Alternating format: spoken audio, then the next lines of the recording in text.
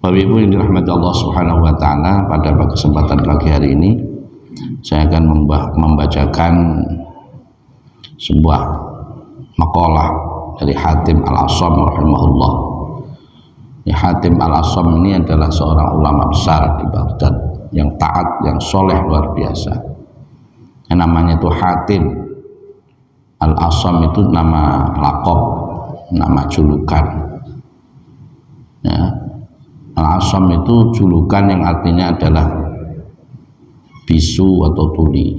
Ya, biasanya orang bisu itu tuli, biasanya namanya Asham itu. Ini karena dia nggak bisa bicara itu karena nggak bisa mendengar, ya, dengan bahasa isyarat. Ya, dengan bahasa isyarat karena telinganya tidak berfungsi. Ya, gitu. Apakah Hatim ini begitu? Bukan. Dijuluki Al-Asham bisu atau tuli itu karena ulama Hatim ini terkenal dengan kesolihannya, yang tidak pernah mau melihat, yang tidak pernah mau berucap, tidak mau mendengar sesuatu yang tidak baik, bahkan sampai hal-hal yang kecil. Ya, diantara penyebab dijuluki Al-Asham itu karena Hatim ini pernah mendapatkan tamu perempuan yang sedang atau mau konsultasi tentang satu hal, dan di tengah konsultasinya itu tiba-tiba perempuan ini tidak bisa menahan kentutnya, terus dia kentut tut gitu. Kira-kira di ulama, di depan ulama besar, terus nggak bisa kita bayangkan ya, malunya kayak apa itu perempuan. Sampai diceritakan sampai pucat pasi karena malu. Tapi Hatim ini mempunyai mempunyai akal supaya bagaimana tidak malu. Terus Hatim mengatakan, keraskan suaramu karena saya ini tuli. Ya, karena saya tuli. Nah, karena mendengar itu kemudian tamu perempuannya tadi kan lega. Oh, berarti nggak dengar kentut saya. Sampai segitunya menghormati orang, ya. Jadi, tidak mau tamunya itu merasa malu. Dia orang soleh, orang ulama ahli hikmah, ahli wira'i. Dia mengatakan begini, annahu qala, sesungguhnya Hatim mengatakan, al-ajalatu ain asra'u fil umuri minasyaitan illa fi khamsi mawadhi'ah.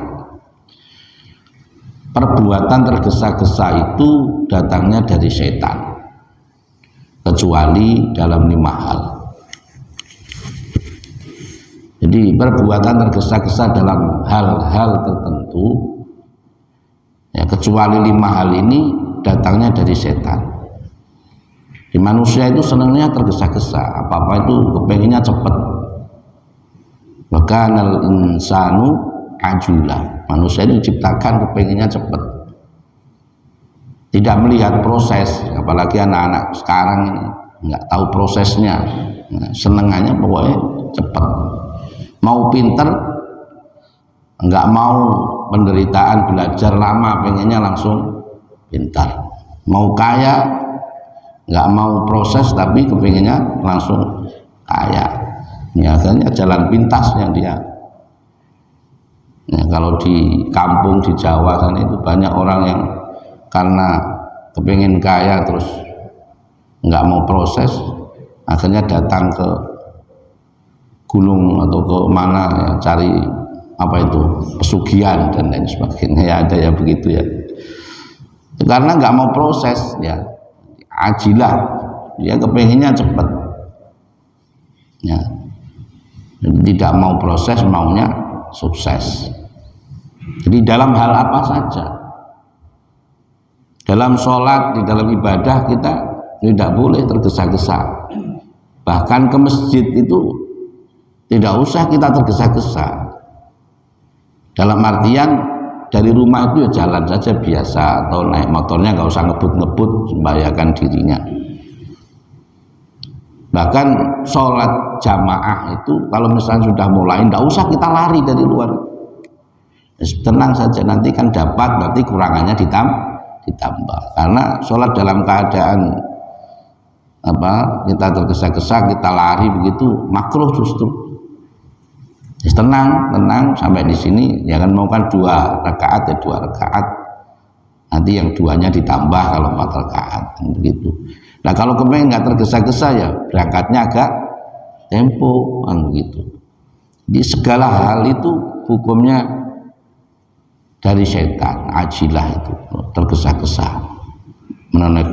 menunaikan sesuatu dengan tergesa-gesa. Dalam sholat juga tidak boleh tergesa-gesa, tenang, santai, tenang. Kecuali dalam 5 hal.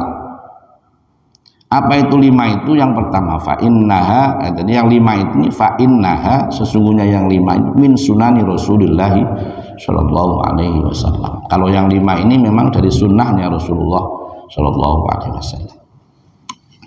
Apa yang pertama? Yang pertama adalah it'amud dhaifi, memberikan makanan kepada tamu. Jadi kalau ada tamu, ya ada tamu itu segera diberi hidangan, ya diberi hidangan makan. Kalau ini bahasanya it'am, memberi makan. Karena apa? Karena tamu dulu itu perjalanannya kan jauh dulu itu ya, terus jalan kaki. Ini bayangannya kita dulu, kalau sekarang kan tamu sekarang ya tidak sama dengan dulu. Nah, sekarang itu sebelum bertamu kadang belok dulu ke warung Padang atau ke apa, atau belok dulu di soto Lamongan dulu sebelum bertamu. Nanti keadaannya beda ya konteksnya ya. Jadi kalau dulu itu memang benar-benar perjalanannya itu jauh.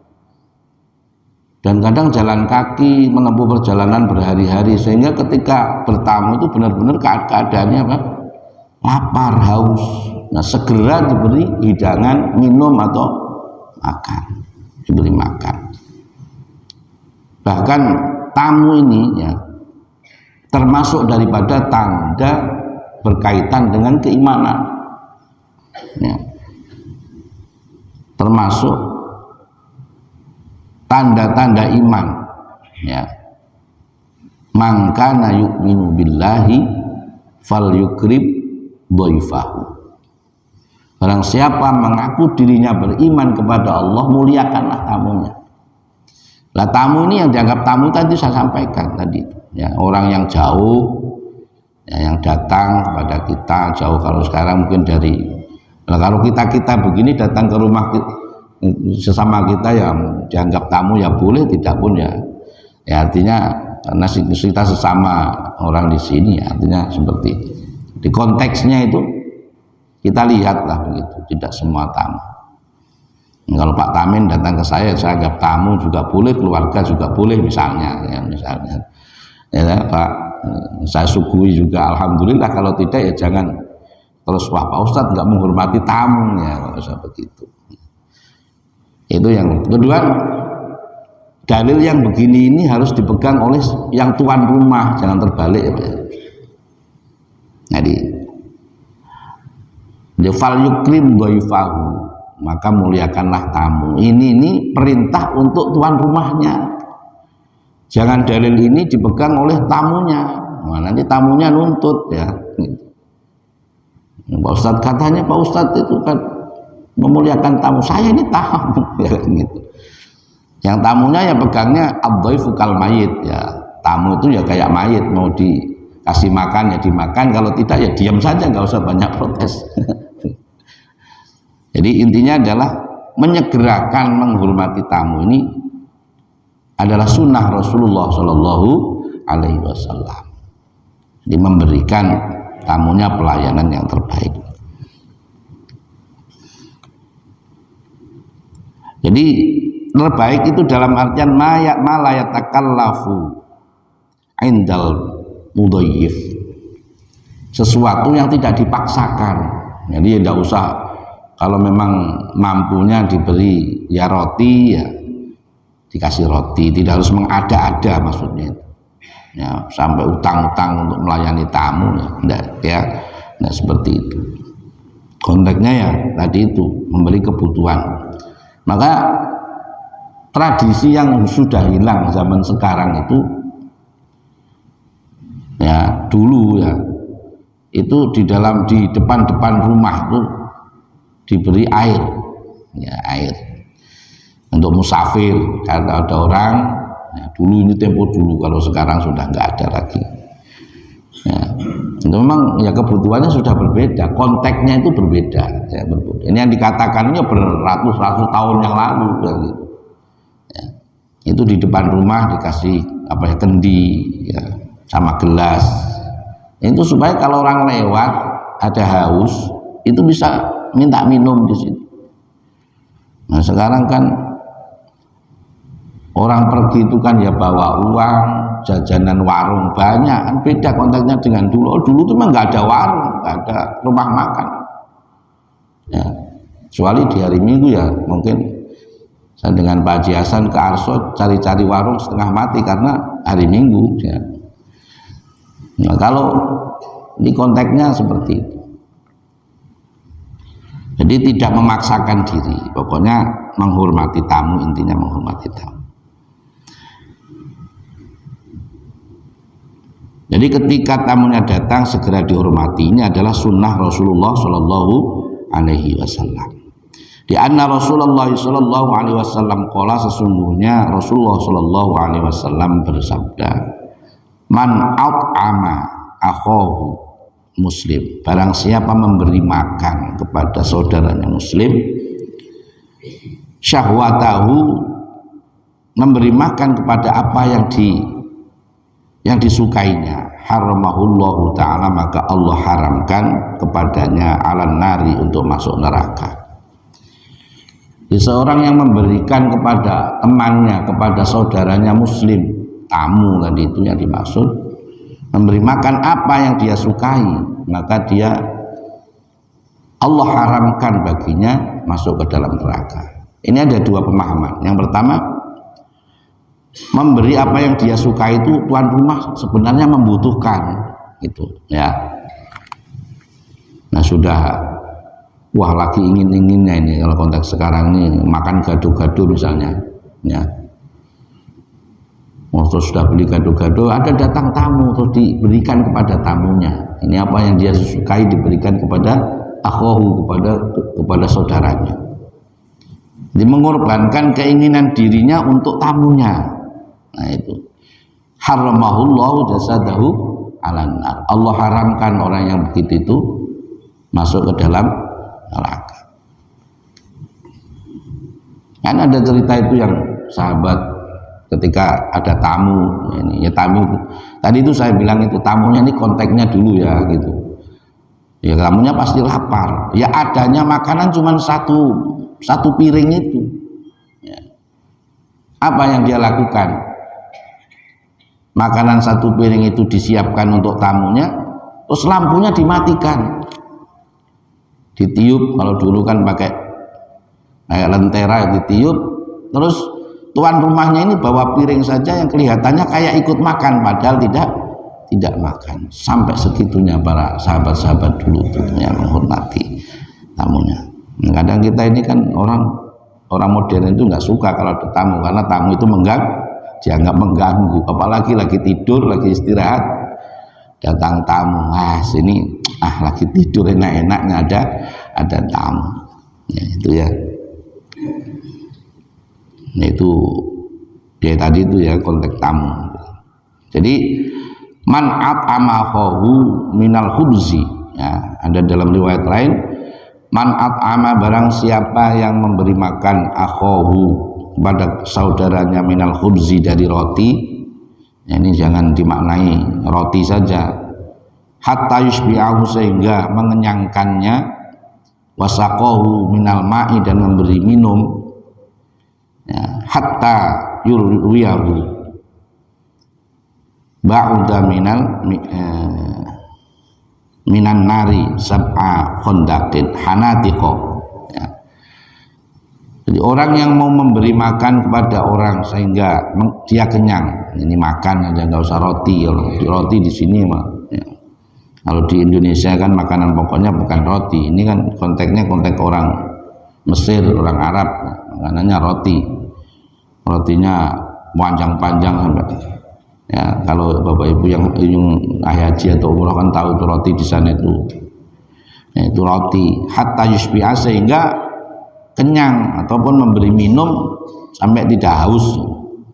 Maka Allah menjauhkan orang itu dengan jarak hanatib, hondak itu galian, ya, galian untuk memisah. Makanya ada perang namanya perang Hondak, ya. Perang Hondak itu perang di mana Rasulullah SAW, para sahabat membuat galian-galian untuk menahan serangan musuh, ya, untuk membuat serangan musuh, untuk menahan, ya. Sehingga di situ terjadi kelaparan, ya, sampai lapar. Rasulullah sampai lapar, sampai perutnya diganjal dengan batu, ya, karena laparnya. Kemudian ada sahabat yang melihat itu terus punya kambing, anak kambing disembelih, ya, anak kambing disembelih untuk makan Rasulullah. Kemudian Rasulullah dipanggil, ya Rasulullah, saya punya makanan hidangan kambing, ya. Rasulullah mengatakan, terus diumumkan itu namanya sahabat Jabir, ya. Orang ada sekitar 1000 lebih, diumumkan, ayo ke rumah Jabir. Jabir mempunyai makanan, namanya orang lapar, semua datang. Padahal disiapkan itu oleh Jabir hanya untuk berapa? Untuk sekitar 7 atau 10 orang. Di bayangannya itu kalau kambing orang Arab itu 4 orang sampai 6 orang, Pak. Ya, kalau di kita di Indonesia ini kambing satu untuk 100-200 orang, ya, karena kuahnya yang dibanyakin, ya, gitu. Kalau di Arab itu kalau pesta itu satu kambing itu 4-6 orang, ya. Nah, ini Rasulullah mengundang semua sahabat yang ikut menggali tadi perang Hondak itu, dipanggil untuk makan dulu. Jabir gemetar, ini bagaimana itu? Wah, ini jangan sampai makanannya tidak muat, tidak cukup, ini bagaimana? Gemetar. Istrinya juga marah-marah, bagaimana kamu nyampaikan kepada Rasulullah tadi kok bisa datang semua banyak ini? Ya, akhirnya sahabat Jabir marpul, ya Rasulullah, makanan cuma sedikit. Rasulullah mengatakan, tenang, baik. Jabir, yang mengajak itu saya, bukan kamu. Sekarang tugasmu adalah makananmu itu jangan kau turunkan dari tungkunya, biar saya yang mengambilnya. Akhirnya kan dalam riwayat itu Rasulullah sendiri yang menuangkan di piring-piringnya para sahabat, sampai 1, 2, 3 terus sampai 10, sampai 30, 40, 100, 200, dan kemudian sampai semua makan dilihat oleh Jabir, makanan yang di atas tungku tidak berkurang walaupun sedikit. Subhanallah, ya. Inilah namanya mukjizat Rasulullah Shallallahu Alaihi Wasallam. Semuanya makan, tetapi makanannya tidak berkurang. Nah, itu ditiru oleh orang-orang sekarang, ya. Kalau lagi katanya untuk baca sholawat, baca apalagi begitu. Kalau lagi tamu banyak terus merasa tidak cukup, banyak-banyak bacain sholawat di situ. Ya, itu mudah-mudahan makanannya cukup, ya. Itu namanya yang mukjizat, ya, nggak bisa ditiru sebenarnya. Ini kembali ya pada itu. Jadi Hondak itu adalah jurang. Jadi kalau barang siapa yang memberi makan sampai kenyang kepada saudara muslimnya, memberi minum sampai tidak haus, maka Allah menjadikan antara dia dan neraka ada Hondak, ada pemisah, ya, ada pemisah. Jadi ini adalah menghormati orang lain, ya. Wa kullu hondakin masiratu sab'imi'ah amin, sab'imi'ati amin. Dan hondak ataupun memisah galian tadi itu antara orang itu dengan neraka, setiap hondaknya itu perjalanan 70 tahun perjalanan. Masya Allah ya, 70 tahun perjalanan. Di misalnya sampean jalan terus terpleset itu nggak akan jatuh ke neraka karena 70 tahun perjalanan. Jadi itu yang pertama ya. Jadi yang pertama adalah yang disegerakan adalah menghidangkan makanan untuk ada tamu ya, kalau ada tamunya. Nah di itu ya, kalau tamu itu ya, tamunya itu identiknya dinamakan tamu itu ya orang yang jadi jauh. Kemudian yang kedua adalah wa tajzi wa tajhizul mayyita, dan menyegerakan mayit bil ghusli, untuk memandikan, wa takfini, dan mengkafani, wassolati alaihi, dan menyolati, wa dafni, dan menguburkannya. Jadi kalau ada orang meninggal, sunnahnya itu dipercepat prosesnya. Idza mata yakinan, ketika sudah mati betul ya, mati ya memang kalau sudah betul-betul dia dinyatakan meninggal. Kalau belum meninggal masa dikubur kan ya tidak mungkin. Artinya sudah yakin meninggal ya, disegerakan. Ini pun konteksnya tidak terlalu berlaku di Papua ya. Kalau meninggal malam disegerakan, mau dikubur di mana? Ini siang saja di Palang. Ini yang lagi di Palang ya, masih di Palang atau masih sudah dibuka Pak? Tapi ya. Jadi konteksnya di Papua itu ya memang berbeda, kita berbeda.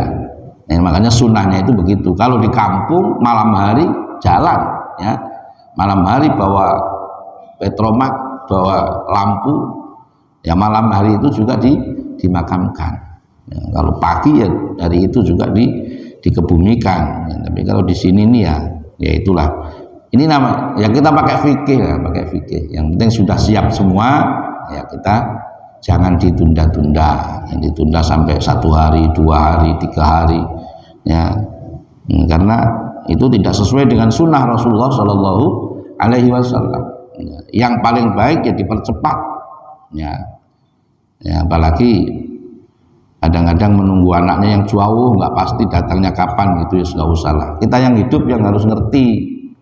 Kalau orang meninggal ini yang nggak bisa dikasih tahu, kalau yang masih hidup ya bisa dikasih tahu. Sudahlah, ikhlaskan bapaknya. Kalau memang jangkauan waktunya itu memang nggak bisa dipastikan. Tapi kalau bisa dipastikan pagi meninggal begini langsung nanti siang sampai ya, kita ya manusiawi lah seperti itu ya. Yang penting masih masuk akal, dalam jangka waktu yang memang masih masuk akal ya kita masih tolerir ya. Tapi kalau sampai berhari-hari ya, dari Makassar naik kapal ke sini ya sampai di sini mayatnya sudah jadi gerih ya, sudah jadi ikan asin ya. Jadi yang masih masuk akal ya masih kita tolerir ya. Tadi itu menyegerakan itu berarti ya konteksnya jangan disama. Di Papua nggak bisa karena makamnya saja ada yang jaga, kita nggak boleh melewati jangka waktu masuk kantor ya kan. Jadi jam 5 sudah petugasnya sudah tidak ada, meninggal sore ya sudah ya besok pagi mau tidak mau. Jadi, tapi menyegerakan itu kalau memang sudah mungkin semua, artinya sudah mungkin, sudah siap, kafannya sudah ada, kuburannya sudah siap, dimandikan ya sudah berangkat, jangan ditunda-tunda. Ini termasuk sunnah Rasulullah Shallallahu Alaihi Wasallam. Qala Rasulullah Shallallahu Alaihi Wasallam, inna awwalu ma yu'jazu minal mu'min ba'da mautihi ayyaghfira li jami'i man tabi'a janazatahu. Sebaik-baiknya orang mukmin, sebaik-baik orang mukmin itu adalah orang yang bisa memberi ampunan kepada orang yang mengikuti jenazahnya. Nah, gitu ya. Orang yang takziah. Ini orang soleh, dari orang soleh, orang-orang ulama, orang-orang waliullah. Jadi ini pentingnya kalau kita takziah kepada orang soleh. Jadi orang soleh itu bisa memberikan manfaat walaupun beliau itu sudah wafat. Kalau wafat itu orang yang datang atas wafatnya tadi, orang yang takziah itu mendapat ampunan dari Allah Subhanahu wa ta'ala. Makanya kalau orang soleh itu yang datang banyak sekali, yang kita lihat di TV ya, sampai Kiai Memun itu ya, dulu waktu meninggal jenazahnya kan jalan sendiri karena semua orang kepengin memegang jenazahnya. Jadi karena ada dalil begini, innallaha, sesungguhnya Allah Subhanahu wa ta'ala mayujazul mu'min ba'da mautihi. Ya. Idza mata rajulu min ahlil jannah. Jadi ketika seseorang itu yang meninggal itu ahli surga, istahyallahu janazatahu. Nah, istahya, maka Allah Subhanahu wa ta'ala inna awwalu ma yujazul mu'min ba'da mautihi ay yaghfira li jami'i man tabi'a janazatahu.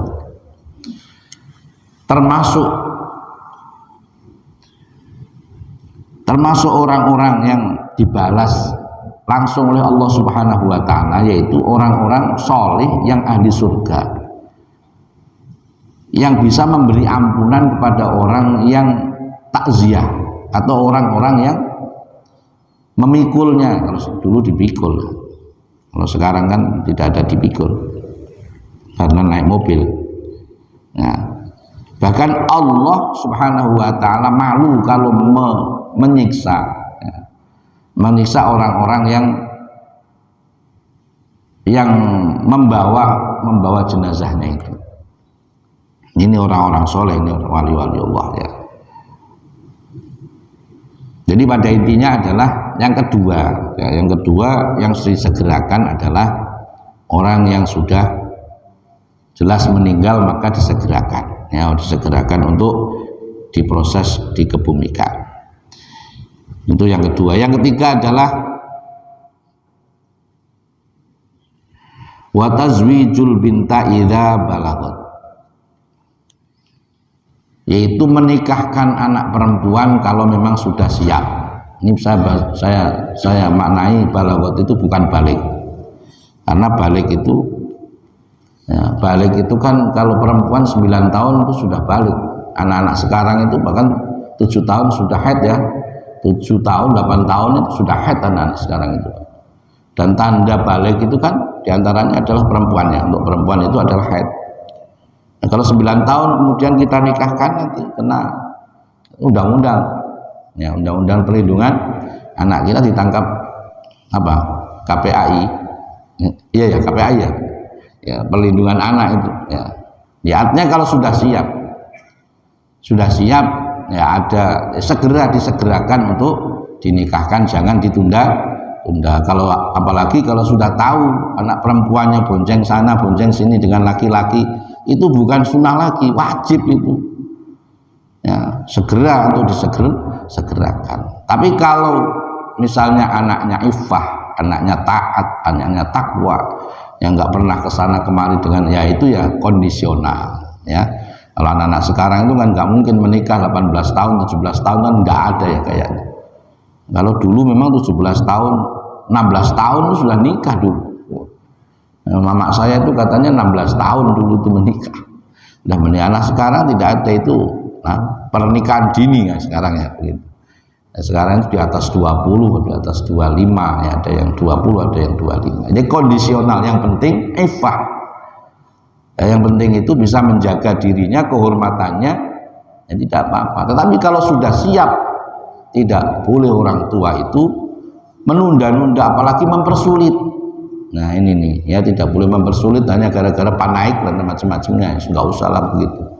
Nah, yang penting mereka sudah cocok, tidak ada yang dilanggar secara syariat. Ya orang tua tugasnya untuk menyegerakan, ya untuk menyegerakan.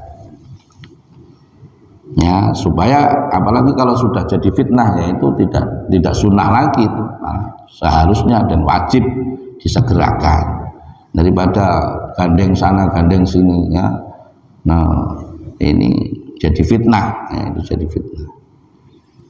Itu yang ketiga ya. Jadi itu menyegerakan apabila mempunyai anak perempuan yang sudah siap nikah ya, balagot ya. Di Aisyah radhiyallahu anha, dari sahabat Aisyah radhiyallahu anha, anna Rasulullah sallallahu alaihi wasallam qala man zawwaja bintan tawajjahallahu yaumal qiyamah najul muluki. Barang siapa yang sudah selesai menikahkan anaknya, ya, meninggalkan anak perempuannya, maka Allah memberikan tajul muluk. Itu apa namanya, dipakai raja itu apa namanya itu, mahkota, memberikan mahkota kepada orang tua yang sudah sukses menikahkan anaknya. Kalau laki-laki bagaimana Pak? Wallahu alam, ini untuk anak perempuan. Yang anak laki-laki tidak tahu saya, ya. Peri punya anak perempuan. Nah, dengan Pak Haji Hasan juga sama dengan saya juga, ya. Ya. Ini karena apa? Terselamatkan dari fitnah itu tadi, ya, terselamatkan dari anak. Wa qadha, dan yang kemudian yang keempat, yang keempat adalah wa qadha daini idza wajaba. Ini kalau ini punya utang segera dibayar. Ya, kalau punya utang segera dibayar. Enggak boleh punya utang terus. Itu kan katanya Pak Ustadz, dalilnya itu kalau tergesa-gesa itu dari setan. Ya, maka saya enggak bayar-bayar. Ya, karena nanti jangan sampai terkesan tergesa-gesa untuk membayarnya, ya. Ya kalau sudah ada ya segera, ini termasuk pengecualian, ya. Pengecualian. Aqdauddain, ya. Kemudian yang kelima adalah wat taubatu ba'da dzunub minal dzambi idza farata, ya. Itu kemudian yang kelima adalah ketika kita sudah berbuat kesalahan, buat dosa, ya, kita secepatnya untuk bertaubat, minta ampunan kepada Allah Subhanahu wa taala, jangan ditunda-tunda, ya. Karena tidak tahu kapan kita ini. Jadi segera minta ampun kepada Allah Subhanahu wa taala atas dosa-dosa. Memperbanyak bacaan apa? Bacaan istighfar kita, ya minimal 100 kali sehari lah. Minimal itu baca istighfar, astagfirullahaladzim, itu yang paling singkat. Nah kalau agak-agak panjang sedikit ya membaca Rabbighfirli, ya Rabbighfirli warhamni, ya, atau membaca Rabbighfirli wa tub alayya innaka ghafurur rahim, ya, banyak itu, ya, istighfar itu. Kenapa? Menjaga kita ini kan, manusia itu kan potensi salahnya kan banyak sekali. Bahkan kita setelah sholat itu membacanya kan langsung istighfar. Setelah sholat itu harusnya kan masuk akalnya alhamdulillah, kan begitu ya, alhamdulillah. Tapi kenapa astagfirullahaladzim? Karena di dalam sholat kita pun kita ada potensi membuat kesalahan, ya. Kenapa? Karena di dalam sholat kita seharusnya ingat kepada Allah secara totalitas, tapi pada kenyataannya sholat kita ingat Allahnya hanya berapa detik, ingat yang lain itu, yang lainnya yang lebih banyak. Ingat kantor, ingat pekerjaan, ingat ladang, ingat sawah, ingat macam-macam, ya. Jadi Allahu Akbar itu ingat Allah, tapi setelah itu ya berjalan sesuai dengan pikiran kita, ya. Jadi apa yang, ya itu makanya kita setelah sholat itu tidak langsung alhamdulillah, tapi astagfirullah. Itu yang pertama. Yang kedua itu ketika melakukan perbuatan kebaikan pun kita itu bisa potensi untuk melakukan sebuah kesalahan, ya, sebuah kesalahan. Itu manusia, ya. Kita nunggu di masjid begini, ini kan kita berbuat baik, yakin nih baik. Tapi bisa jadi mungkin di rumah lagi butuh kita, tapi kita ke masjid, ya kita tinggalkan. Yang kayak saya begitu misalnya, kemana ceramah itu ya baik, tapi ada yang saya tinggalkan, ya anak-anak ngaji akhirnya libur, kan begitu. Itu kan apa? Itu potensi. Jadi manusia itu berbuat baik pun berpotensi untuk berbuat kesalahan. Makanya memperbanyak istighfar, apalagi yang nyata-nyata bahwa yang kita lakukan adalah perbuatan yang tidak baik. Jadi ini 5 hal yang saya sampaikan pagi hari ini, saya bacakan. Yang pertama tadi yang harus disegerakan tadi adalah, saya ulangi, yang pertama adalah apa tadi Pak? Nah, kalau kita dapat tamu segera dihormati. Terus kalau ada orang yang meninggal segera kita proses dikebumikan. Terus kemudian Apa Pak? Nah, kalau punya anak perempuan, kalau sudah waktunya dan sudah siap, segera menikah. Yang keempat, ya bayar utang. Kalau punya utang Pak, ya sama. Saya juga punya ya. Kalau memang sudah siap untuk membayar, ya segera dibayar, jangan ditunda-tunda. Yang terakhir adalah kita berdosa segera bertaubat kepada Allah Subhanahu wa taala. Ini adalah sunnah dari Rasulullah Shallallahu alaihi wasallam. Demikian, terima kasih, dan kita tutup dengan doa akhir majlis. Subhanakallahumma wa bihamdika asyhadu an la ilaha illa anta astaghfiruka wa atubu ilaik. Assalamualaikum warahmatullahi wabarakatuh.